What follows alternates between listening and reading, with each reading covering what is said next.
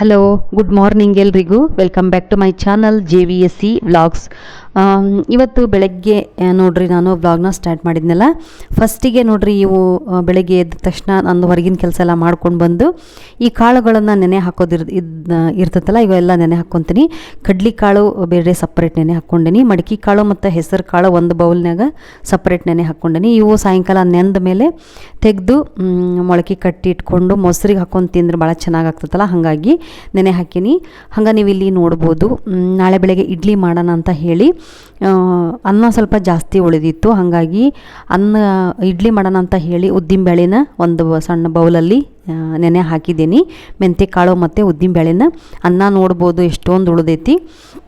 ಇವತ್ತು ತಿಂಡಿ ಬಂದು ದೋಸೆ ಮಾಡೋಣ ಅಂತ ಹೇಳಿ ನಾನು ಹೆಚ್ಚೋದಕ್ಕೆಲ್ಲ ರೆಡಿ ಮಾಡಿ ಇಟ್ಕೊಂಡಿದ್ದೆ. ನೋಡಿರಿ, ಆಲ್ರೆಡಿ ಹೆಚ್ಚಿಟ್ಕೊಂಡೇನಿ. ಮಧ್ಯಾಹ್ನಕ್ಕೆ ಹಸೆಂಬ್ರ ಮಾಡೋಣ ಅಂತ ಹೇಳಿ ಹಸೆಂಬ್ರಕ್ಕೆ ರೆಡಿ ಮಾಡಿ ಇಟ್ಕೊಂಡೇನಿ. ಸ್ವಲ್ಪ ಹಸಿ ಕೊಬ್ಬರಿ ಮತ್ತು ಹಸಿಮೆಣಸಿನ್ಕಾಯಿ, ಬೆಳ್ಳುಳ್ಳಿ, ಹಸಿ ಶುಂಠಿ, ಸ್ವಲ್ಪ ಸಾಸಿವೆ ಕಾಳು ಹಾಕಿಟ್ಕೊಂಡೇನಿ. ಈಗಿದು ಕೊಬ್ಬರಿ ಚಟ್ನಿಗೆ ಕೂಡ ಜಾರಲ್ಲಿ ರೆಡಿ ಮಾಡಿ ಇಟ್ಕೊಂಡೇನಿ. ಆಲೂಗಡ್ಡೆ ಪಲ್ಯಕ್ಕೂ ಕೂಡ ಹೆಚ್ಚಿಟ್ಕೊಂಡೇನಿ. ಅದು ಚಪಾತಿ ಎಲ್ಲ ನೋಡ್ರಿ ತೆಗಿಬೇಕು. ಅದು ತೆಗೆದಾದ್ಮೇಲೆ ನಾನು ಕೊಬ್ಬರಿ ಚಟ್ನಿನ ಫಸ್ಟ್ ನಾನು ಮಿಕ್ಸಿ ಮಾಡಿ ಇಟ್ಕೊಂಡ್ಬಿಡ್ತೀನಿ. ಯಾಕಂದರೆ ಕರೆಂಟು ಹೇಳಿ ಕೇಳಿ ಬರೋದಿಲ್ವಲ್ಲ, ಹಾಗಾಗಿ ನೋಡ್ರಿ ಎಷ್ಟೊಂದು ಹಾರ್ನಷ್ಟು ನಮ್ಮ ಮನೆ ಒಳಗೆ ಬಂತೇನೆ ಬೈಕು ಅನ್ನೋ ಥರ ಕೇಳಿಸ್ತಾವೆ. ಮತ್ತು ಕೊಬ್ಬರಿ ಚಟ್ನಿ ಮಾಡಿದ್ದ ಜಾರಲ್ಲೇ ಮತ್ತೆ ತೊಳಿಲಿಲ್ಲ, ಅದೇ ಜಾರಲ್ಲೇ ನಾನು ಇದು ಹಸೆಂಬ್ರಕ್ಕೆ ರುಬ್ಬಿ ಹಾಕಿದೆ. ಹಸೆಂಬ್ರ ಕೂಡ ರೆಡಿ ಆಯಿತು. ಈಗ ಆಲೂಗಡ್ಡೆ ಪಲ್ಯ ಮಾಡೋಣ ಅಂತ ಹೇಳಿ ಆಲೂಗಡ್ಡಿನ ಸುಲಿದು ಸ್ಮ್ಯಾಶ್ ಮಾಡಿ ಇಟ್ಕೊಂಡೇನಿ. ಅದರಲ್ಲೇ ನಾನು ಅರಿಶಿನ ಪುಡಿ, ಉಪ್ಪು, ಒಂದು ಸ್ವಲ್ಪ ಸಕ್ಕರೆ ಟೇಸ್ಟಿಗೋಸ್ಕರ ಹಾಕ್ತೀನಿ, ಜಾಸ್ತಿ ಹಾಕೋದಿಲ್ಲ. ಹಾಕಿ ಉಪ್ಪು ಹಾಕಿ ಅರಿಶಿನ ಪುಡಿ ಹಾಕಿ ಇಟ್ಟಿರ್ತೀನಿ. ಇವಾಗ ಮಸಾಲೆ ದೋಸೆ ಮಾಡೋಣ ಅಂತ ಹೇಳಿ ಬೆಣ್ಣೆ ಕೂಡ ಇತ್ತು. ನನ್ನ ಮಗ ಕೇಳಿದರೆ ಬೆಣ್ಣೆ ಹಚ್ಕೊಡೋಣ ಅಂತ ಹೇಳಿ ನಾನು ಒಂದೆರಡು ದೋಸೆಗೆ ಹಚ್ಕೊಂಡು ತಿಂತೇನೆ ಬೆಣ್ಣೆನ. ಹಾಗಾಗಿ ನೋಡ್ರಿ, ಈಗ ಆಲೂಗಡ್ಡೆ ಪಲ್ಯಕ್ಕೆ ಒಗ್ಗರಣೆ ಹಾಕ್ತಾ ಇದ್ದೀನಿ. ಏನಿಲ್ಲ, ಒಂದು ಸ್ವಲ್ಪ ಬಾಣಲೆಯಲ್ಲಿ ಎಣ್ಣೆ ಹಾಕಿಟ್ಟು ಸಾಸಿವೆ, ಜೀರಿಗೆ ಹಾಕಿ ಇವಾಗ ಕಡಲೆಬೇಳೆ ಹಾಕ್ತೀನಿ. ಒಂದೊಂದು ಸಲ ಹೆಸ್ರುಬೇಳೆ ಅಷ್ಟೇ ಹಾಕಿರ್ತೀನಿ, ಅದು ಒಂಥರ ಟೇಸ್ಟು ಘಮ ಬೇರೆ ಕೊಡ್ತೈತಿ. ಕಡಲೆಬೇಳೆ ಒಂದು ಸಲ ಕಡಲೆಬೇಳೆ ಹಾಕ್ತೀನಿ. ಚಪಾತಿಗೆ ಮಾಡಿದಾಗ ಏನೋ ಈ ಥರ ಕಾಳು ಯಾವನೂ ಹಾಕಲ್ಲ, ಹಾಗೆ ಒಗ್ಗರಣೆ ಹಾಕಿರ್ತೀನಿ.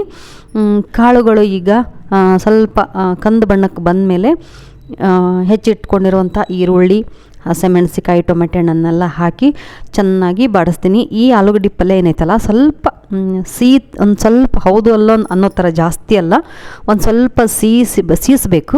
ಸೀಸಿದ್ರೆ ಮಾತ್ರ ಅದ್ರದ್ದೊಂಥರ ಟೇಸ್ಟ್ ಬರ್ತೈತಿ. ತೀರಾ ಸೀಸೋದಲ್ಲ. ಒಗ್ಗರಣೆ ಒಂಚೂರು ಇನ್ನೇನು ಸಿಗಕ್ಕೆ ಸ್ಟಾರ್ಟ್ ಆಗೈತಿ ಅಂದಾಗ ಆಲೂಗಡ್ಡಿನ ಹಾಕ್ಕೋಬೇಕು. ಈಗ ಒಗ್ಗರಣೆ ಬೆಂತಲ್ಲ, ಈಗ ಒಗ್ಗರಣೆಲಿ ಒಂಚೂರು ಉಪ್ಪು ಹಾಕ್ತೀನಿ, ಬೇಗ ಬೆಂದ್ಕೊಳ್ಳಿ ಅಂಥೇಳಿ. ಆಮೇಲೆ ಅದಕ್ಕೆ ಒಂದು ಸ್ವಲ್ಪ ಅರಿಶಿನ ಪುಡಿ, ಮನೆಯಲ್ಲೇ ಮಾಡಿರುವಂಥ ಸಾಂಬಾರು ಪುಡಿ ಹಾಕ್ತೀನಿ. ಅರಿಶಿನ ಪುಡಿನ ಆಲೂಗಡ್ಡೆ ಸ್ಮ್ಯಾಶ್ ಮಾಡಿ ಇಟ್ಕೊಂಡಿರ್ತಾನಲ್ಲ ಅದ್ರ ಮೇಲೆನ ಹಾಕಿರ್ತೀನಿ.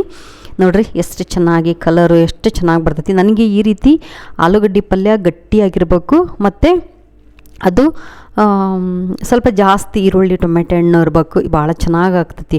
ನನ್ನ ಮಗನಿಗೆ ಈ ಥರ ಮಾಡಿದರೆ ಅವನೇನಂತಾನಂದರೆ, ಇದು ಆಲೂಗಡ್ಡೆ ಪಲ್ಯ ಅಲ್ಲ, ಇದು ತರಕಾರಿ ಪಲ್ಯ, ಬರೀ ತರಕಾರಿನೇ ಇದಾವು, ಹೆಂಗೆ ಮಾಡ್ತೀವಿ ಮಮ್ಮಿ ನೀನು ಅಂತ. ಆಲೂಗಡ್ಡೆ ಪಲ್ಯ ಮಾಡಿ ಸರ್ತಿಗೆ ನಮ್ಮ ಮನೆ ಜಗಳ, ಏನು ಮಾಡೋಕ್ಕಾಗಲ್ಲ. ಅದು ಆ ಥರ ತಿಂದರೆ ನಮಗೆ ತಿನ್ನೋಕ್ಕೆ ಮನಸ್ಸಾಗಲ್ಲ. ಬರೀ ಆಲೂಗಡ್ಡಿನ ಯಾಕೆ ತಿನ್ನಬೇಕು, ಅದಕ್ಕೆ ಒಂದೊಂದು ಸಲ ನಮ್ಮ ಮನೆಯವ್ರು ಅಂತಿರ್ತಾರೆ, ಅವನಿಗೆ ಬರೀ ಆಲೂಗಡ್ಡೆಗೆ ಉಪ್ಪು ಖಾರ ಪುಡಿ ಹಾಕಿ ಮಿಕ್ಸ್ ಮಾಡಿ ಕೊಟ್ಬಿಡು ಅಂತೇಳಿ. ಆ ಥರ ಹೆಂಗ್ರಿ ತಿನ್ನೋಕ್ಕಾಕತಿ, ಅದು ಸಪ್ರೇಟ್ ಮಾಡೋಕ್ಕೂ ಬೇಜಾರು. ಆ ಥರ ಮಾಡಿದರೆ ಅವನೇ ತಿನ್ನಲ್ಲ ಫಸ್ಟ್ ಆಫ್ ಆಲ್.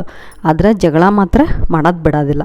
ತರಕಾರಿ ಪಲ್ಯ ಆಗೈತಿ, ಇದು ಆಲೂಗಡ್ಡೆ ಪಲ್ಯ ಆಗಿಲ್ಲ ಅಂತ ಹೇಳ್ತಾನೆ. ನನಗೆ ಈರುಳ್ಳಿ, ಹಸಿಮೆಣಸಿಕಾಯಿ, ಟೊಮೆಟೊ ಹಣ್ಣು ಸ್ವಲ್ಪ ಜಾಸ್ತಿ ಇದ್ದರೆ ಆಲೂಗಡ್ಡೆ ಅಲ್ಲೊಂದು ಅದು ಫುಲ್ಲು ನಾನು ಸ್ಮ್ಯಾಶ್ ಮಾಡೇ ಬಿಟ್ಟಿರ್ತೀನಿ.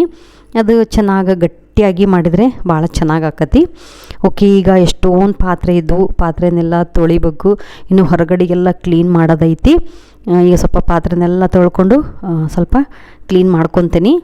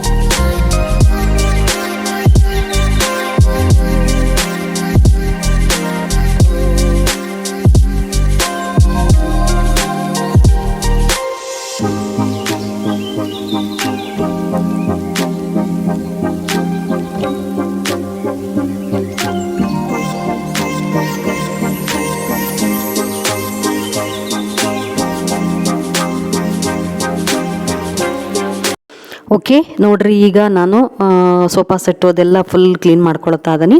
ಪ್ರತಿ ಸೋಮವಾರ, ಶುಕ್ರವಾರ, ಅಮಾವಾಸ್ಯೆ, ಹುಣ್ಣಿಮೆ ಇದ್ದಾಗ ಈ ರೀತಿ ನಾನು ಕ್ಲೀನ್ ಮಾಡ್ಕೊತೀನಿ. ಮಧ್ಯೆ ಮಧ್ಯೆ ಕೂಡ ಒಂದೊಂದ್ಸಲ ಕ್ಲೀನ್ ಮಾಡ್ಕೊತೀನಿ. ಈಗ ಕ್ಲೀನ್ ಮಾಡ್ಕೊಳ್ಳೋದಾದ್ಮೇಲೆ ಸ್ನಾನ ಮಾಡಿ ದೇವ್ರ ಪೂಜೆ ಮಾಡ್ತೀನಿ. ದೇವ್ರ ಪೂಜೆ ಆದಮೇಲೆ ಅದನ್ನು ಕೂಡ ನಾನು ನಿಮಗೆ ತೋರಿಸ್ತೀನಿ.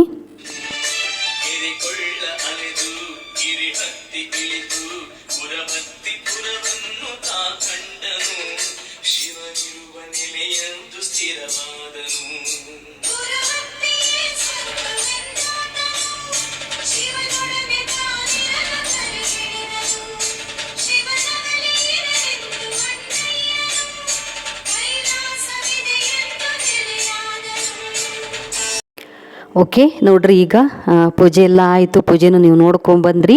ಈಗ ನಾನು ದೋಸೆನ ಹೊಯ್ತಾ ಅದನಿ. ಕಬ್ಬಿಣದ ಕಾವಲಿ ಮೇಲೆ ದೋಸೆ ಎಷ್ಟು ಚೆನ್ನಾಗಿ ಬರ್ತಾವಂತ ನೀವೇ ನೋಡ್ರಿ. ಹಿಟ್ಟು ಮಾತ್ರ ಅದೇ ರೀತಿ, ಬರೀ ಹಿಟ್ಟು ಚೆನ್ನಾಗಿದ್ದರೆ ದೋಸೆ ಚೆನ್ನಾಗಿ ಬರ್ತಾವಂತಲ್ಲ, ಹಂಚು ಚೆನ್ನಾಗಿ ಕಾದ್ರೆ, ಜಾಸ್ತಿ ಕಾದರೆ ಏನು ಹೇಳ್ತಾರೆ, ಜಾಸ್ತಿ ಕಾದ್ರೆ ಚೆನ್ನಾಗಿ ಬರ್ತಾವೆ ಅಂತಲ್ಲ. ಹಿಟ್ಟು ಚೆನ್ನಾಗಿ ಉಬ್ಬಿ ಉಬ್ಬಿ ಬಂದಿರಬೇಕು, ಹಿಟ್ಟು ಚೆನ್ನಾಗಿರಬೇಕು, ಮತ್ತು ಕಾವಲಿನೂ ಮೀಡಿಯಮ್ ಕಾದಿರಬೇಕು. ಅದು ಜಾಸ್ತಿ ಕಾದರೆ ಸೀದು ಹೋಗ್ತತಿ, ಹಂಚೆಲ್ಲ ಹಿಡ್ಕೊಂಡ್ಬಿಡ್ತೈತಿ, ಕೆರೆದು ಜಂಗೆಲ್ಲ ಎದ್ದೇಳ್ತತಿ. ಅದೇ ರೀತಿ ಗ್ಯಾಸ್ ಲೋ ಫ್ಲೇಮ್ನಾಗ ಇಟ್ಟು ದೋಸೆ ಹೊಯ್ದ್ರೆ ಅದು ಬೆಂದಿರೋದೇ ಇಲ್ಲ, ಕೆಂಪಗಾಗಲ್ಲ ದೋಸೆ. ಹಾಗಾಗಿ ಮೀಡಿಯಮ್ ಕಾದ್ಮೇಲೆ ನಾವು ಗ್ಯಾಸನ್ನು ಸ್ವಲ್ಪ ಸಿಮ್ಮಲ್ಲಿ ಇಟ್ಕೊಂಡು ದೋಸೆ ಹಾಕಬೇಕಾಗ್ತತಿ. ನೋಡ್ರಿ, ಹಿಟ್ಟು ಕೂಡ ಅಷ್ಟೇ ಚೆನ್ನಾಗಿ ಉಬ್ಬಿ ಬಂದಿತ್ತು. ನನ್ನ ಪ್ರೀವಿಯಸ್ ವಿಡಿಯೋದಲ್ಲಿ ನೀವೆಲ್ಲ ನೋಡಿರ್ತೀರಿ. ನನ್ನ ದೋಸೆ ಯಾವಾಗಲೂ ಇದೇ ಥರ ಕೆಂಪಗೆ ಕ್ರಿಸ್ಪಿಯಾಗಿ ಒಳಗಡೆ ಮೆತ್ತಗೆ ತುಂಬ ಚೆನ್ನಾಗಿರ್ತವೆ. ಈಗ ಬೆಣ್ಣೆ ಇತ್ತು ಅಂತ ಹೇಳಿದ್ನಲ್ಲ, ಹಾಗಾಗಿ ನಾನು ಕೂಡ ದೋಸೆಗೆ ಬೆಣ್ಣೆ ಹಾಕ್ಕೊಂಡು ತಿಂತಾ ಇದ್ದೀನಿ. ಎಷ್ಟು ಚೆನ್ನಾಗಿ ಬಂದಿದ್ದು ದೋಸೆ ಅಂದರೆ ಅಷ್ಟು ಚೆನ್ನಾಗಿ ಬಂದಿದ್ದು. ನೋಡ್ರಿ, ಈ ರೀತಿ ಕಂಠ ಪೂರ್ತಿ ಹತ್ತಿರ ಹಾಕಿದ್ರು ಕೂಡ ಎಲ್ಲೂ ಒಂದು ದೋಸೆನೂ ಹಿಡ್ಕೊಳ್ಳಿಲ್ಲ, ಅಷ್ಟು ಚೆನ್ನಾಗಿ ಬಂದು ದೋಸೆ ಮಾತ್ರ. ಆಲೂಗಡ್ಡೆ ಪಲ್ಯ, ಕೊಬ್ಬರಿ ಚಟ್ನಿ ಒಳ್ಳೆ ಕಾಂಬಿನೇಷನ್ ಆಗಿತ್ತು. ಹಾಗಾಗಿ ನೋಡ್ರಿ, ಈಗ ನಾನು ಎಡಿಟಿಂಗ್ ಮಾಡೋವಾಗ ಕೂಡ ನನಗೆ ದೋಸೆ ನೋಡಿದ್ರೆ ಬಾಯಲ್ಲಿ ನೀರು ಬರ್ತವೆ, ಅಷ್ಟು ಚೆನ್ನಾಗಾಗಿತ್ತು. ಆಲೂಗಡ್ಡೆ ಪಲ್ಯ, ಆ ಕೊಬ್ಬರಿ ಚಟ್ನಿ ಮತ್ತು ಆ ಒಂದು ಮಸಾಲೆ ದೋಸೆ ತುಂಬ ಚೆನ್ನಾಗಾಯಿತು. ಕಡಲೆಬೇಳೆ ಹಾಕಿರ್ತೀನಲ್ಲ ಆಲೂಗಡ್ಡೆ ಪಲ್ಯಗೆ, ಇಲ್ಲೊಂದು ಬಾಯಿಗೆ ಸಿಗ್ತಾ ಇರ್ತಾವೆ, ಭಾಳ ಚೆನ್ನಾಗಾಗಿತ್ತು. ಒಂದೊಂದು ಸಲ ಹೆಸರುಬೇಳೆ ಹಾಕಿರ್ತೀನಿ, ಒಂದೊಂದು ಸಲ ಕಡಲೆಬೇಳೆ ಹಾಕಿರ್ತೀನಿ. ಚಪಾತಿಗೆ ಆಲೂಗಡ್ಡೆ ಪಲ್ಯ ಮಾಡಿದಾಗ ಮಾತ್ರ ನಾನು ಯಾವುದೇ ಕಾಳನ್ನು ಬಳಸಂಗಿಲ್ಲ. ಈಗ ಟಿಫನ್ ಮಾಡಿ ಟೀ ಕುಡಿತಾ ಇದ್ದೀನಿ. ಐ ಹೋಪ್ ನಿಮಗೆಲ್ಲ ಈ ವಿಡಿಯೋ ಇಷ್ಟ ಆಗಿರ್ತೈತಿ. ವಿಡಿಯೋ ಇಷ್ಟ ಆದರೆ ಗೊತ್ತಲ್ಲ, ಲೈಕ್ ಮಾಡಿರಿ, ಚಾನಲ್ನ ಸಬ್ಸ್ಕ್ರೈಬ್ ಮಾಡ್ಕೊಂಡು ನೋಡಿ. ವಿಡಿಯೋನ ನಾನು ಇಲ್ಲಿಗೆ ಎಂಡ್ ಮಾಡ್ತೀನಿ. ವಿಡಿಯೋ ನೋಡಿದ್ದಕ್ಕೆ ಥ್ಯಾಂಕ್ ಯು.